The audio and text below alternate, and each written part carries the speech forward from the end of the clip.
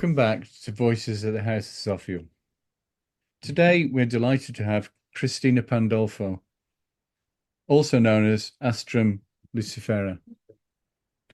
She's a solopreneur and founder of the Dianic spiritual organization Templum Dianae. In 2005, she was invited and initiated in the Dianic Tradition and officially ordained Dianic Clergy, which in other words, a priestess. And this is done by the Temple of Diana in LA, California. Cristina is also an author, ritual perfumer, esoteric herbalist, trained in herbal medicine. She's certified plant spirit healing practitioner and a member of the British Flower Essence Producers, and a landscape artist specializing in healing gardens and therapeutic landscapes. She's also been teaching classes and workshops and continues to do so about the occult-craft, esoteric herbalism, and female spirituality in Italy and abroad since 2010. She also created the Female Occult Society, the Ladies from Outside, to empower women through valuable esoteric knowledge and tailored spiritual practices. The main focus on Cristina's work is to help women reach a state of wholeness and self-sovereignty and reconnect with their inner fire. She primarily uses tools as female spirituality, occult knowledge, divine guidance, channeling, intuition, and plant spirit shamanism. And of course, on her page, you will see that there are 4 links that I urge you to go and have a look at: Cristina's website, the web store, the Occult Female Society, and their Dianic spiritual organization. So after all that, welcome, Cristina. It's great to have you today. Thank you for having me. So we've got a whole bunch of great questions, actually, and I just have to tell everybody who's listened today that I think, Cristina, I agree that it's really important to give voice to some of these questions so Cristina can explain these things, because I think we've got a whole lot to learn from Cristina. And I think this podcast is very important to the essence of being a woman and a female today, and the trajectory, the journey that we're on. And even as a man, it's very important to me to understand that energy is part of myself as well. So, you know, I am hugely delighted that we're talking today. So I suppose we could start with, could you tell us more about your journey and how it started? Yeah, so it did start a long time ago, Right. because I was probably 13 years old when I discovered the occult world and witchcraft. And at that time, what you could find more information about was the Wicca path. So, but yeah, I was very, very young, and I remembering like what was pushing me toward the occult and the witchcraft path is something that is still does today push me toward everything I do, which was a sense of curiosity, a pull, an inner knowing. Like, I want to know more about that. I for some reason I need to explore that, and then I never been able to fully explain that, because it's a kind of pulse of the soul. So what brought me there was just a set of coincidence, if that really exists, where I started to first read. Well, the full story goes, and probably some people have listened more than one of my podcasts when it happened, that they know the story. But one night, I started to be fascinated by the figure of the witch in general. And one night I remember that I dreamed of buying a specific book, which I think was the art of the witch, at least in Italia was called L'arte della strega, the old Phyllis Curot. Right. And I had this dream. And 1 week after, I went with my mother to what was a kind of wholesale store. So it's a place where uh, you go just to buy things in big batch, and which has a very small CD and book section. We're talking about really, really small. And there I see that specific book and say, okay, I need to have it. So just I follow the pulse, I pick up the book, I go to my mother because of course I went to my mother because of course I was like 13 years old. It's not that I had my own money. Or and they say, Mom, can we buy this Mm. book? And my mother said, do you want to read? I buy you all the books you want. She had no idea what was said to me. And yes, and that's where I basically started. And since then it just grow and focus in specific topic and keep growing. And now that I'm like 38, so it has been more than 25 years Mm. of my life for sure. And then and it has been signed by different stepping stone. I One of the biggest was having to fight um, against some life situation in order to keep exploring this path. In the sense that, of course, there was a kind of resistance at the beginning from my parents, mainly my mother, more from for a fear point of view, because she couldn't understand clearly what it was. So by not understanding, she couldn't predict. So it makes sense from a parent where my daughter is going. So I needed to assert myself in order to being able to follow these pulls. Then I had a big and formative, say, uh, experience, which was one of my first boyfriend, which unfortunately was a very narcissistic person that tried to control me and stop me from exploring this. So I needed really to rebel and fight in order to be able to assert the part of myself. And this kind of this fire, this warrior spirit is something that accompanied me till today in everything I do, and also set some kind of um, characteristic in myself, because we are many things. And so that there's and being able to follow and assert and like my boundaries, this is what I want to do, this is what I want to explore, was the first big step. Then one I started to explore different paths, and on the exploring I found that I was very much pulled more toward the goddess-centered.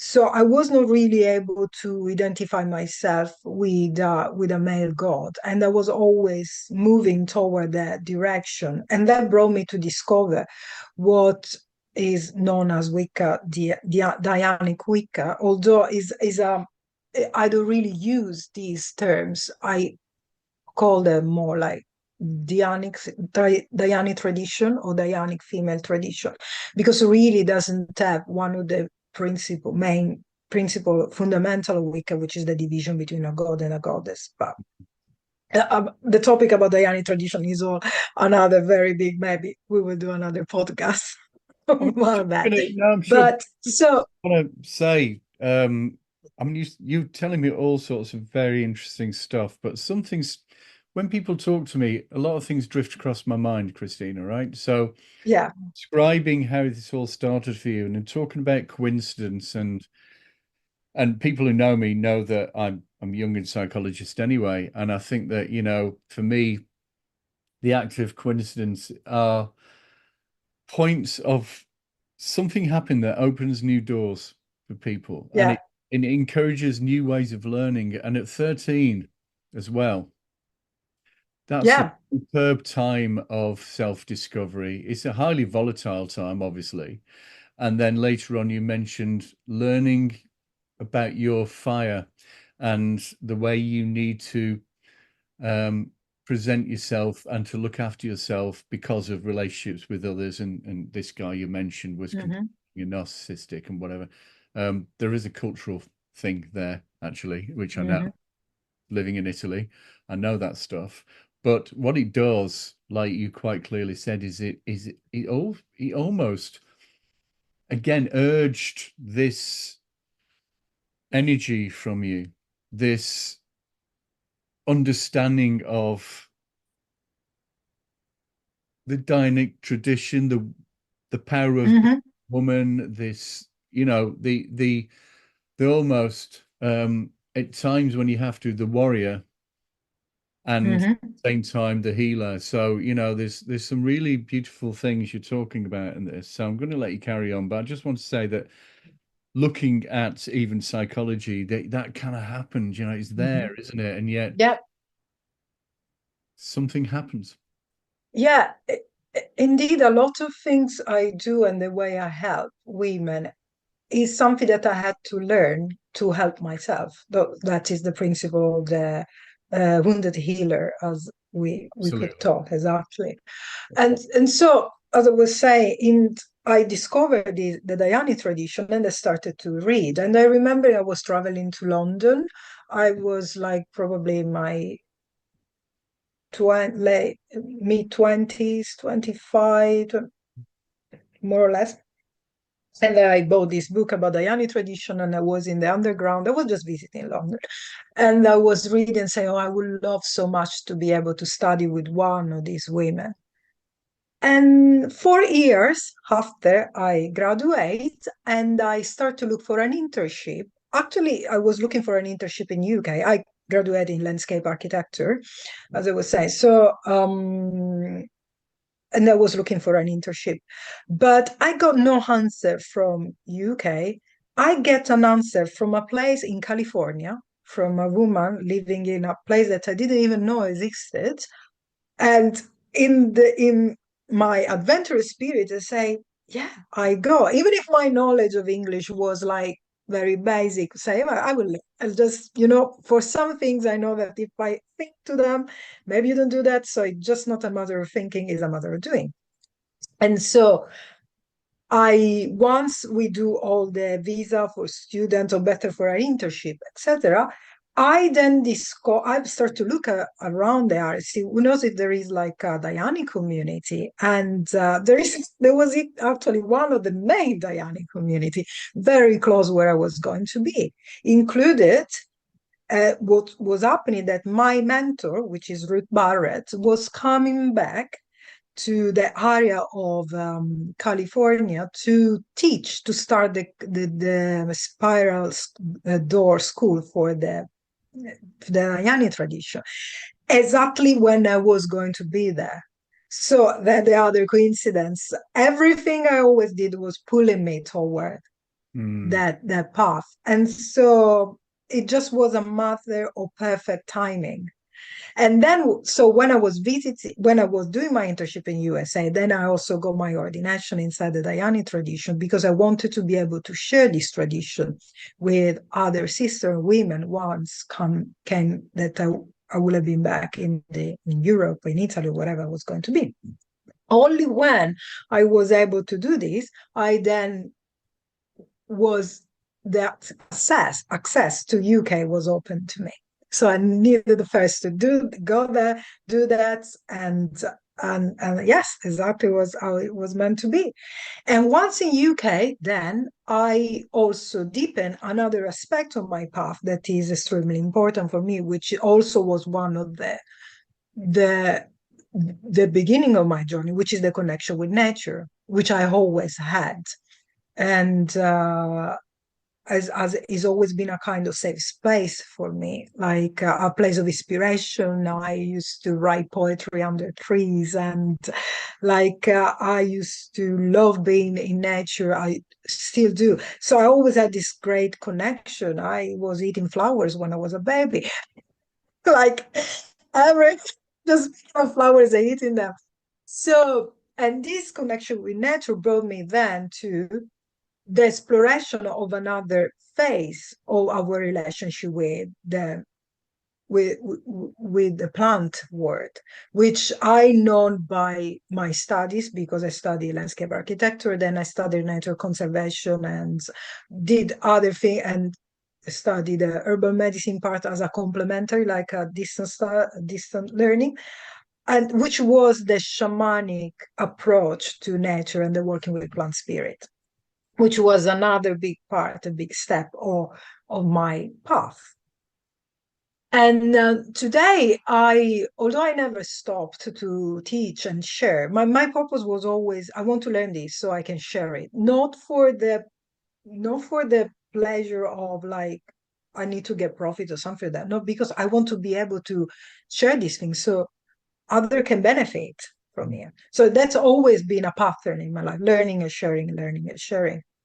So today I'm trying to put together all this knowledge, of course, that I have collected in the years, more my intuition and my natural like way to understand things and approach all those also revelation that maybe I got through dreams or by doing things to being able to be in service. Mm. And I do that through, of course, the teachings, which some are specifically for women, other are accessible to everyone, and other kind of service, like for example, the readings or the consultancy or just the spiritual guidance. And that's where, for example, the name that I use, Astrum Lucifera, come from, which means star bringer of light, because one of the theme I often found myself into is like shining a light on those dark spaces where people were trying to get that maybe guidance or that revelation or unlock something, you know. And so part of what I do is also guiding, helping people to see what they cannot see, to shine the light, and then when they see and they can integrate that, whatever it is, they can start to work on their own light. Mm. Yeah, I'm sorry, you So just reminded me of something else, which is quite interesting. I mean, you're Italian, Torino, where I live, and yes, the top of Via Garibaldi, there's Lucifero yeah, there, right at the top, and looks straight down the city to the Gran Madre. And there's something really important about this cross-fertilization of the light in the darkness, and that kind of is a physical attribution of the city, but yeah. you get these qualities.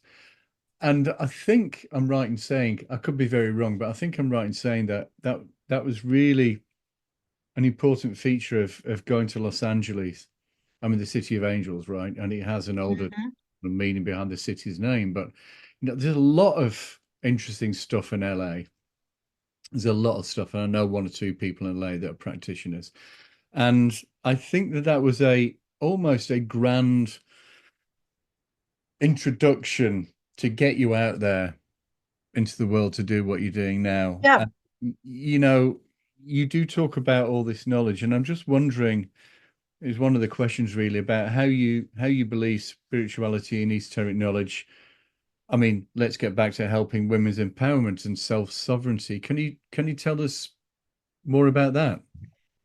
Yes, is all we need to start from a common belief that we are holistic beings. So we're made of many layers.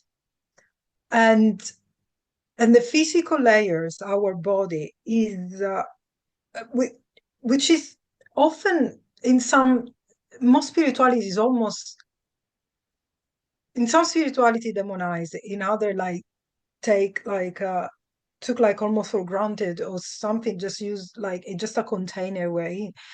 The fact that we live in a material reality, the world we decided to incarnate, to embody, is made of material reality. Our body is not just a container, is a fundamental layer in our experience of spirituality or religion, in the way we evolve into these as a spiritual beings in this physical and body, in the way we experience life. And so the universe can expand through us because that's what we are. We are fragments of the universe that experience itself through this physical embodiment in different perspectives. And so we expand through living, through doing life. And the big part of this embodiment is our biological sexual reality.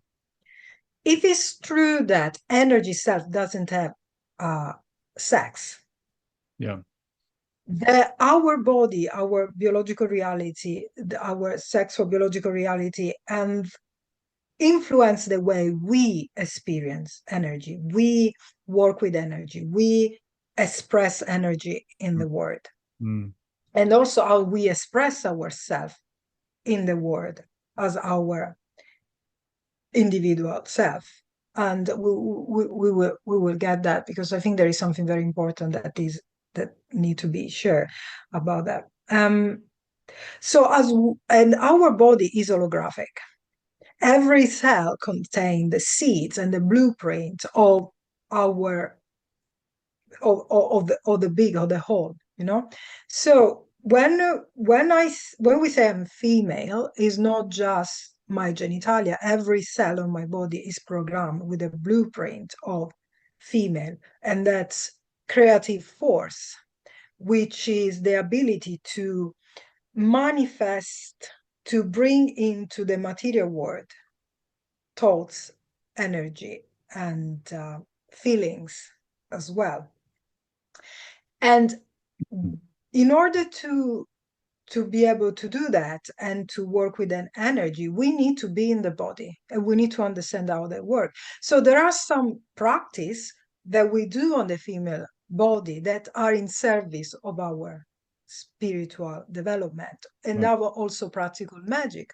We can use our home space to work with the creative force and to use that force when we try to manifest something, when we try to intervene in the physical reality.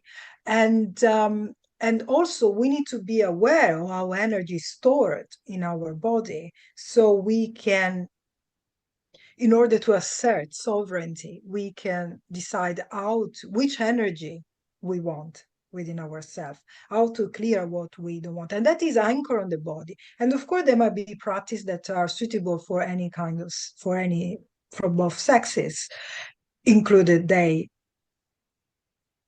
what we can call, what usually are called like this disorder of the sexual development. So all those combination of the two polarity, that is the XX and the X epsilon, with all the other combination that they can create, being still on the duality of female and male, because we can talk about like the disorder of sexual development, female or male.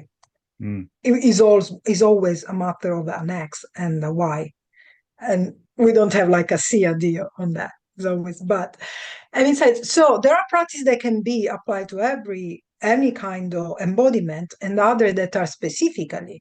That's why I always had some female mysteries and male mysteries in the story of spirituality and religions, because our sexuality is not just, it is fundamental in the way we experience life. It's not just like, oh, I have this genitalia and this DNA, this chromosome, etc. It dictate our experience of life. And so when and also the body is the place where healing happens. It can happen in many layers, but it happens through the body on the other layers as well. All the layers that made our holistic beings, from the mental, the mind layer, the emotional, the energy, the physical one, they all communicate and interact each other. So it is important, if we want to work toward wholeness and empowerment and sovereignty, that we are aware of all those part of ourselves. And so those magical practices and those energy practices that anchor on the body are in service of this. So we need to be able to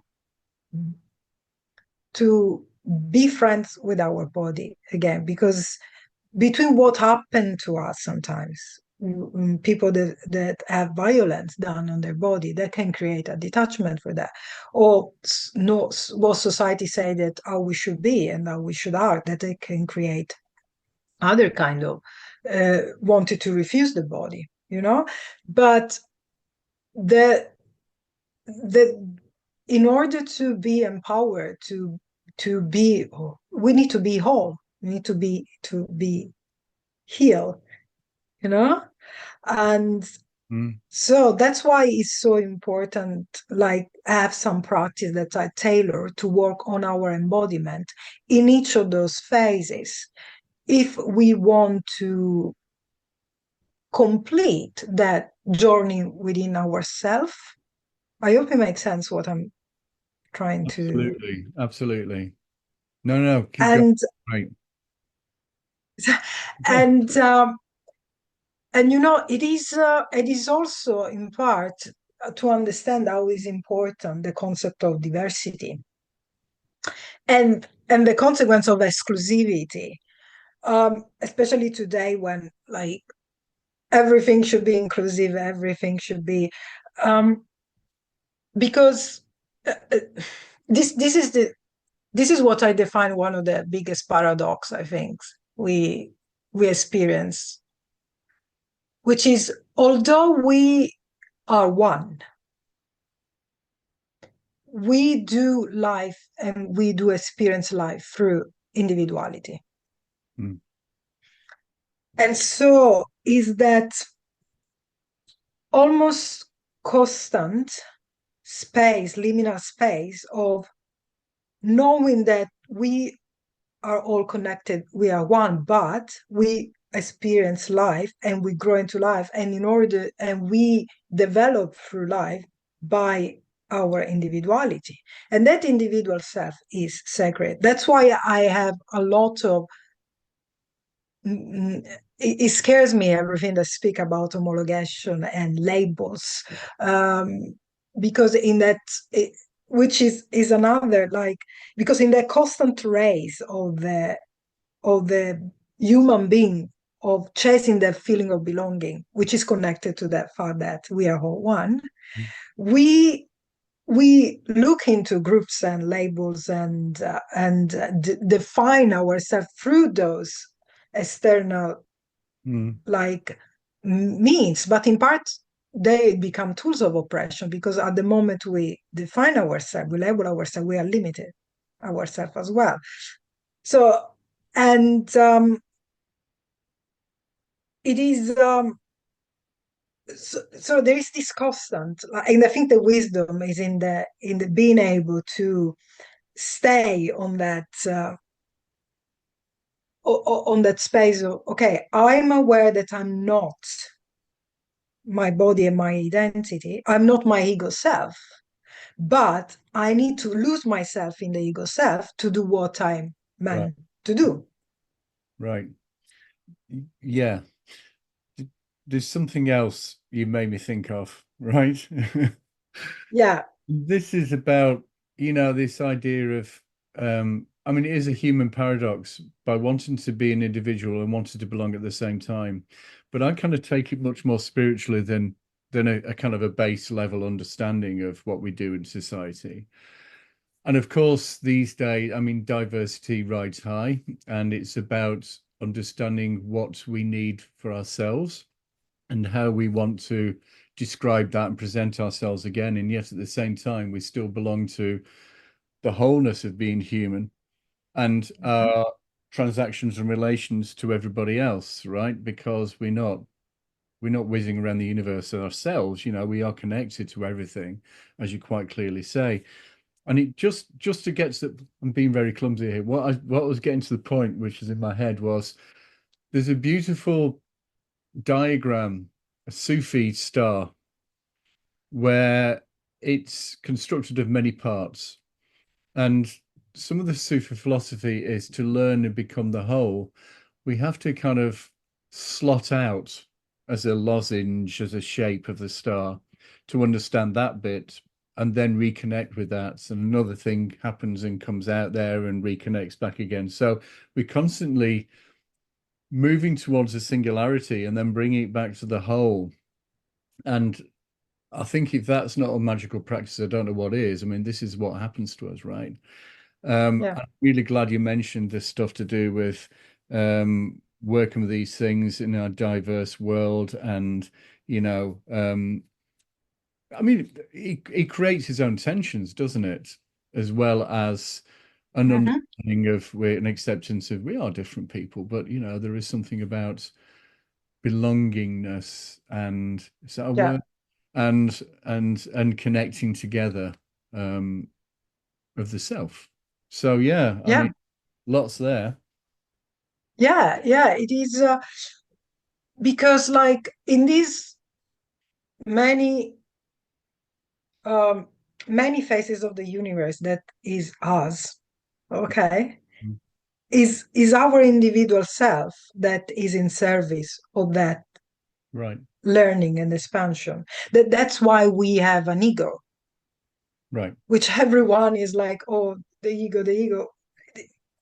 The ego is the principle of separation that allow us to understand who is me and what is the other, so I can live in service and function of myself. The problem is when we identify with the ego self, that is something that we is a tool that we have. But in the ego, we build our identity. That's why when we die, we don't need the ego anymore, because we can come back to be the authentic source, to the soul what we are. But in life, we need the ego. We need to experience life. Yeah. We need to develop that side. That we need to. It's like, because life is a kind of, I would say, a big role playing, right? We decided what kind of what we want to be, you know. And but you know, in order to uh, is but to decide what we want to be, we need to know what we need to live in a state of awareness and alignment with our higher self, you know. Mm. And because we and in alignment with our higher self, communicate with our ego self, you know, it's like sometimes we are the bridge in between, Yeah. you know. Yes, a conduit. And be, because we can understand which kind of seed we want to nurture within ourselves, following those inclinations that are in our ego self, right? And that are then in service of our purpose, which is our experience. And that's ability to choose, which come from awareness and alignment, is where sovereignty, self-sovereignty stand. Mm. And that's why it's important that we know all the layer of ourself, and especially the physical one, and we work through that. So I like the ideas of there's the work, isn't there? And I don't necessarily mean it has to be a toil or it has to be so arduous. Maybe it is sometimes because if we don't go through hard times, we don't learn anyway. But I think that I like the fact you use that term, that to reach our sovereignty, it's not a walk in the park. It's, you know, it will test you and it will cause you to realize certain things. But it's our job to find them, isn't it? It's our job to work on it. yeah, that's also is also why they go through the working with the shadow self, I was going to ask you. and which is a hard one of the hardest part, because it's made of all those traumas and fear and the rejected part of the self. And that's the way we are fragmented. But if we want our power back, if we want to know ourselves deeply, we need to be able to face those Mm. trauma and fear, to reintegrate it, and also to accept those parts of ourselves. And that's what is why the work with the shadow self and to is so important, is in surface of that integration. Because you know what, something I always say, too much light as is like too much darkness, it make you blind, is the same result. So we need to, is a life is up and through a constant choice between between extremes, Right. you know. Yeah. So it is important to be able to bring back, to just face those parts of ourselves that maybe we do not like, but we don't like because something or someone said that those are wrong, or because pain has been caused, so they hide to tolerate that pain. But there is no other way that through it, if we want to regain our sovereignty and power. And especially with the working with women, I see a lot of women often look for the spiritual practice to heal from painful physical experience, abuse, rape, and think that we cannot even express or and of course, like the, everyone, independently from his own sex, Mm, might experience mm, mm. some abuses or pain and traumas in different way. Unfortunately, the society we live in has a big rate, to the point that we have specific like category of murdering or abuse that are called in Italian it's called femminicidio, so toward directly to women. And so that indicates that there is a big percentage toward that. But as I was saying, I'm very aware that we all influence each other. Our energy, what we embody, influence the society.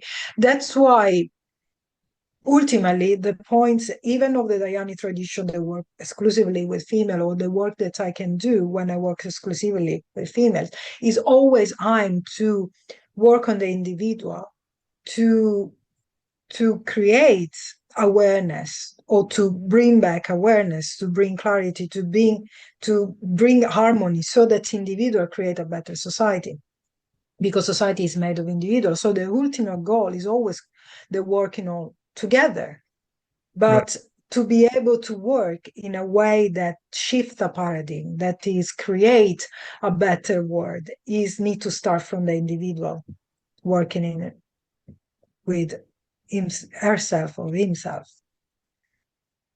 Yeah, I mean, um, it kind of brings me to ask you a little bit more about this question, because it's kind of moving in that direction for me. But there's a question about your work with the goddess Diana and her aspect Yeah. of Lucifera, right? And Mm-hmm. I'm I'm I am interested in that, and I wonder if you could just tell us a little bit more about that, how that works. So that came through actually, again, following what I was feeling as a pulse, as like a instinct in the way I was interacting through the spiritual dimension and even like the human dimension with other people.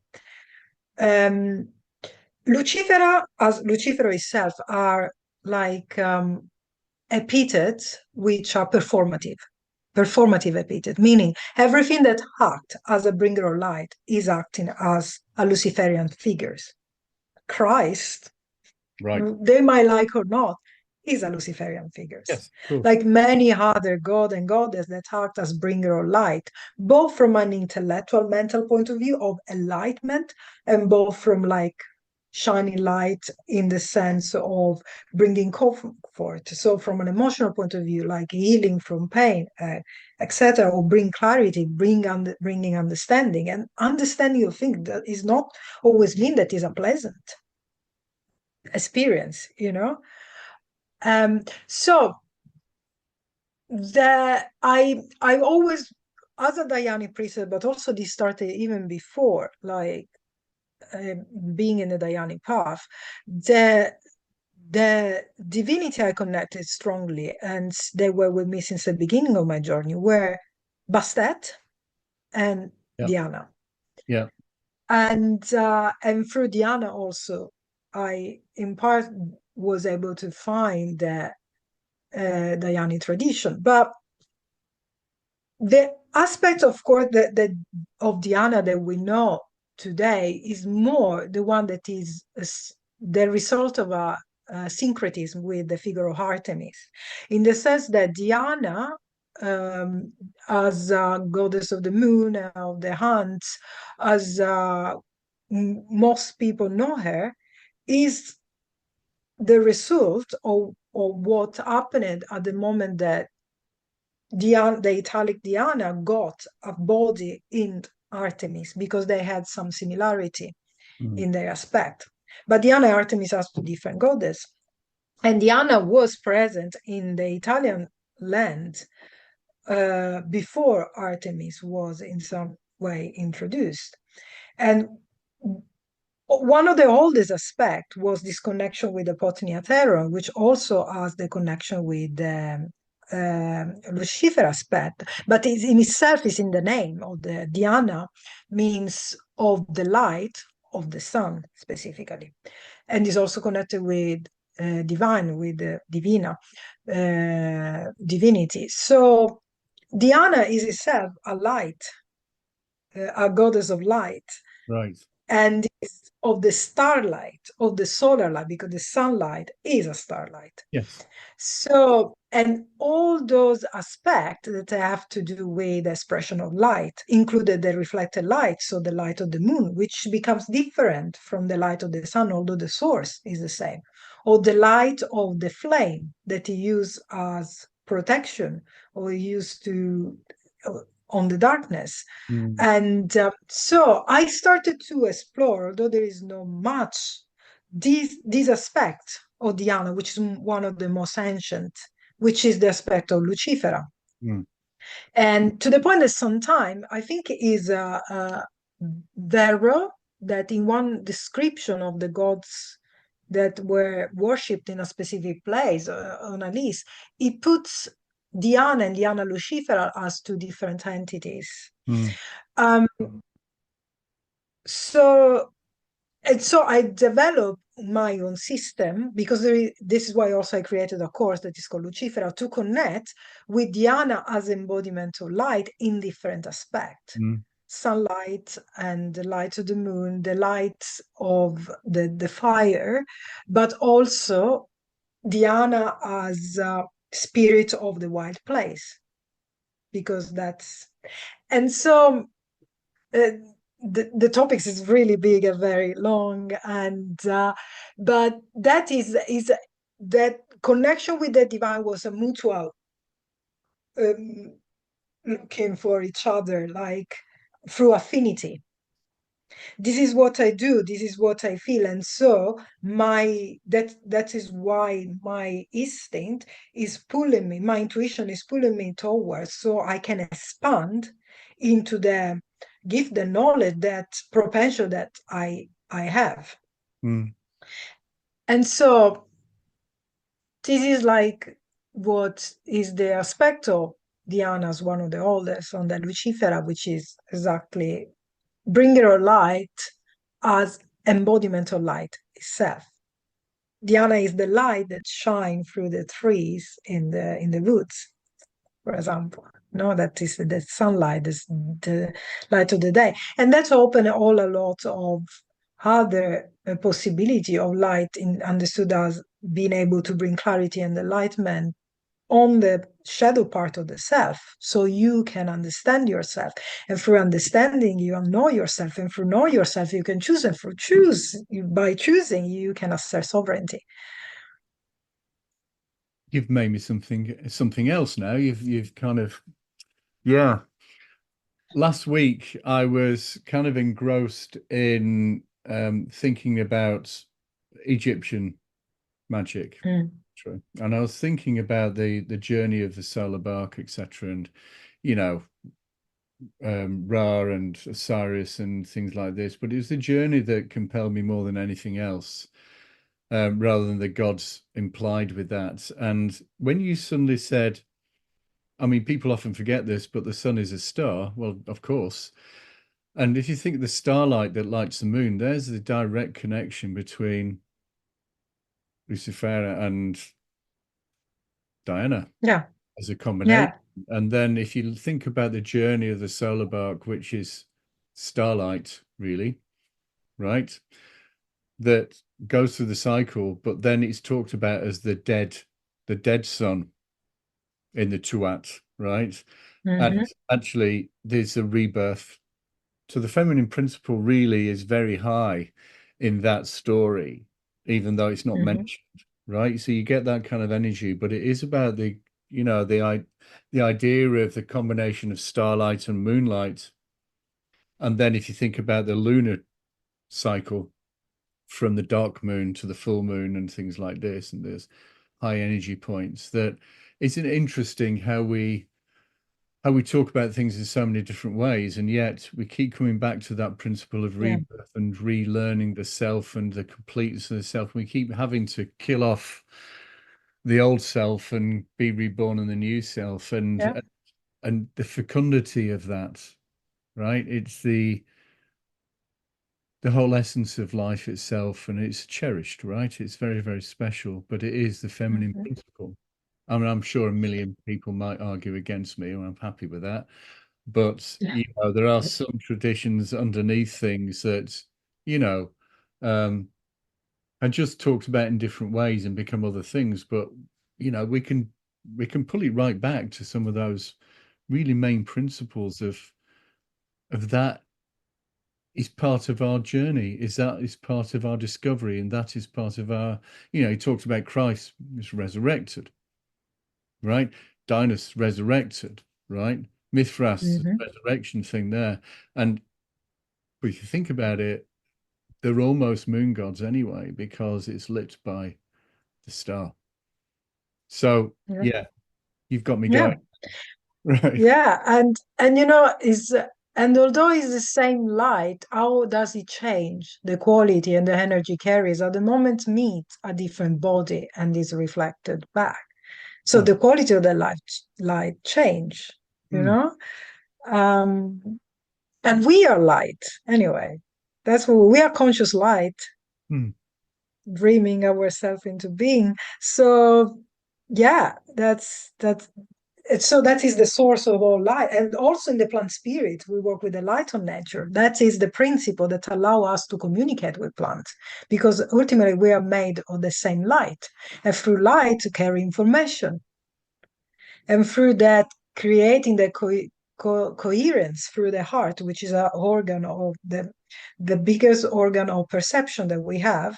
We can gain those information that are not immediately clear with all the other senses. mm.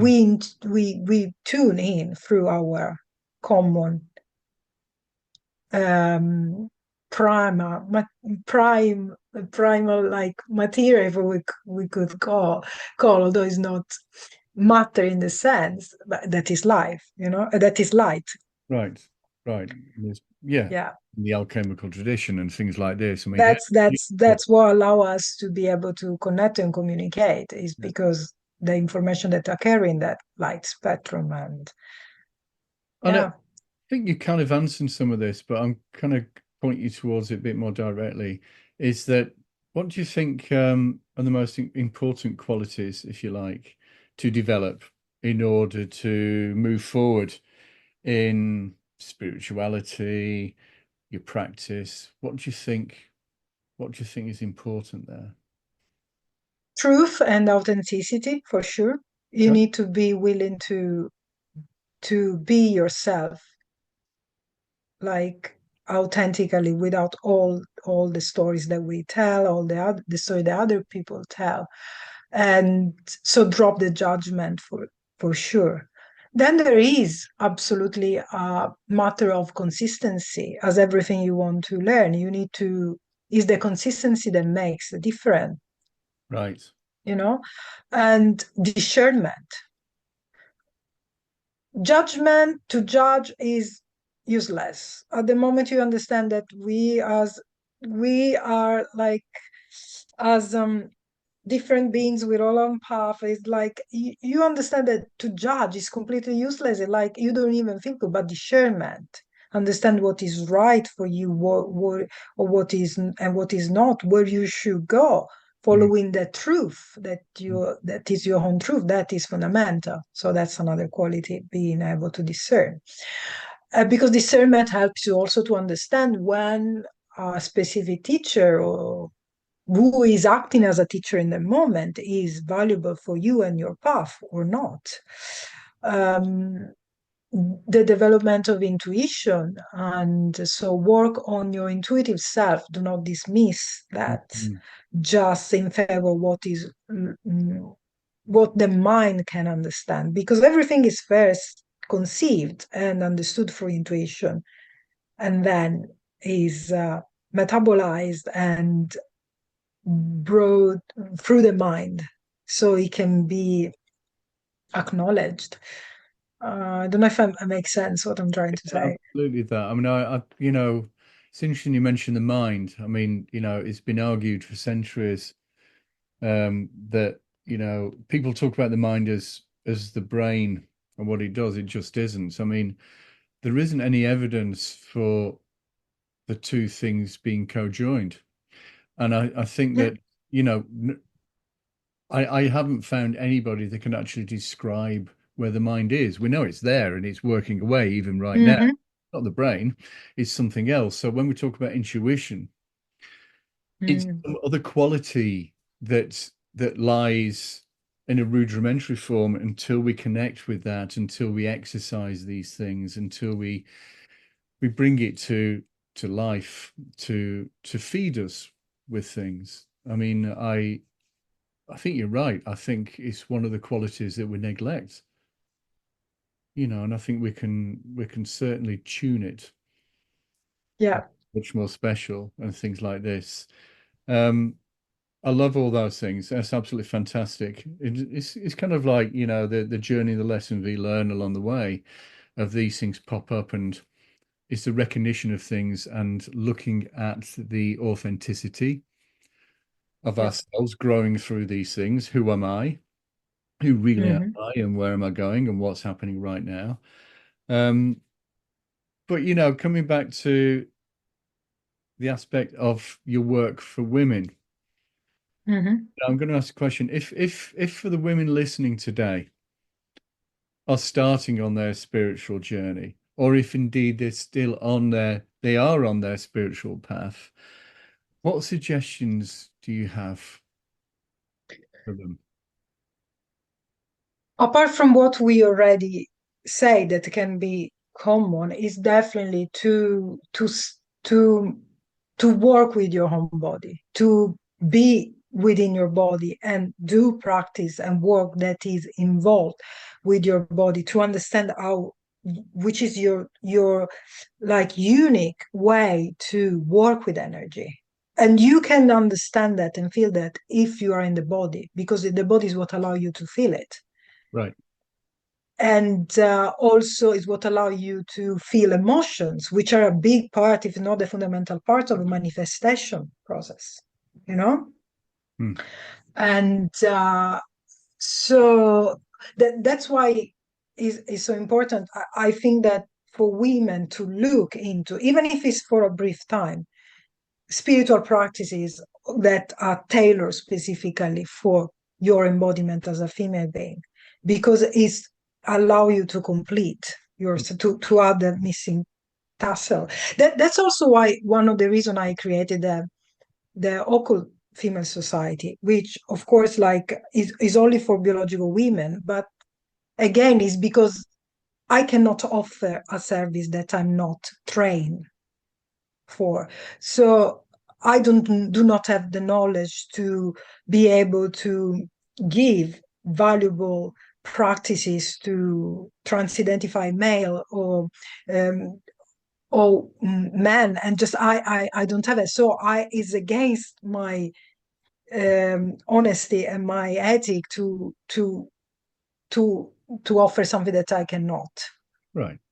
So my training, I work with what I know and what I can do is for female, for biological women. So on specific things, that's what I do. So the society aims to, because I always, as I would say, believe in giving, in helping, in improving society one person at a time.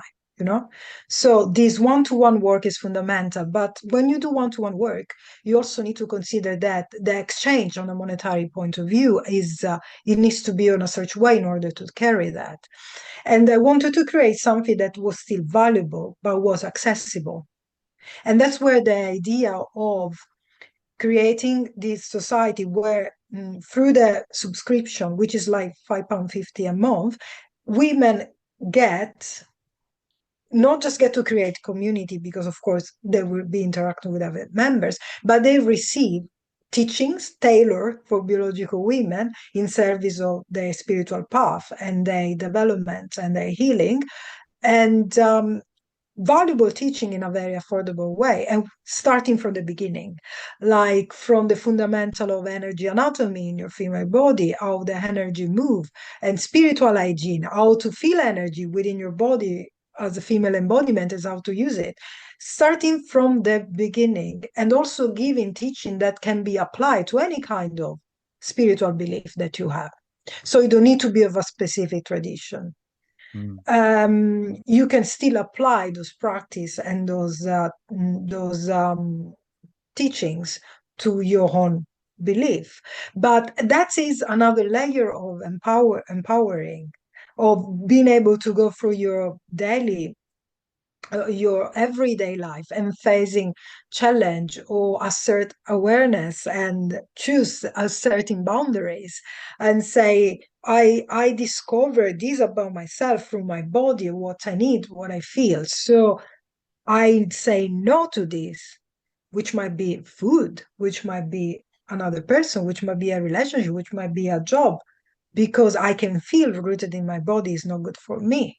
When we disconnect with the body, we lose so much of knowledge about ourselves, because we like it or not, and we hope that we will like it.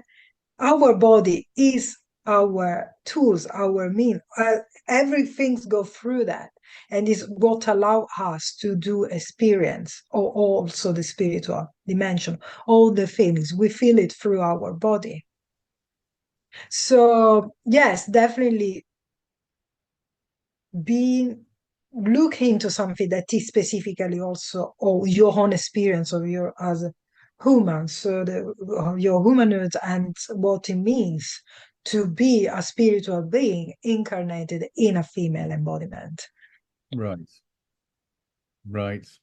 I'm just looking at the time for us today, and there's so much. I'm sure we could talk for a very long time. Yeah. There's so much information you've shared with us today, Cristina. I think that it's been fabulous. And of course, if anybody's interested in joining the Occult Female Society and wants to pay their fee, which I think that's incredibly good value for money, the link's on the front of the podcast as well. Yeah, I mean, I think this is going to keep me thinking, if not all day. It's going to be, it's my, Good. That's what I do. The it's little my light that I shine. So keep thinking. huge gift, a huge gift. I'm going to go away after this and talk to Lenny about all this. She's going to be super excited. But thank you so much for your time. My pleasure. Oh, thank you. And I'm sure our listeners have loved this, and we'll probably have a lot more questions for you. Just to say that you're appearing at the Magical Women Conference. Which month is that? It slipped my mind. I think it's June. It's June, right? It's June. Yes, Yeah. I think. Yeah, it's the 14th of June. Right. I will be there both as a speaker Yes. and as a trader with my product. Brilliant. Even better. Okay, so if anybody can get down there, I thoroughly recommend doing that. And maybe within a few months or sometime, 6 months, something like that, we could have another discussion. Absolutely. That'd be superb. I've really enjoyed it myself. So thank you again, and go well. Go well. Thank you.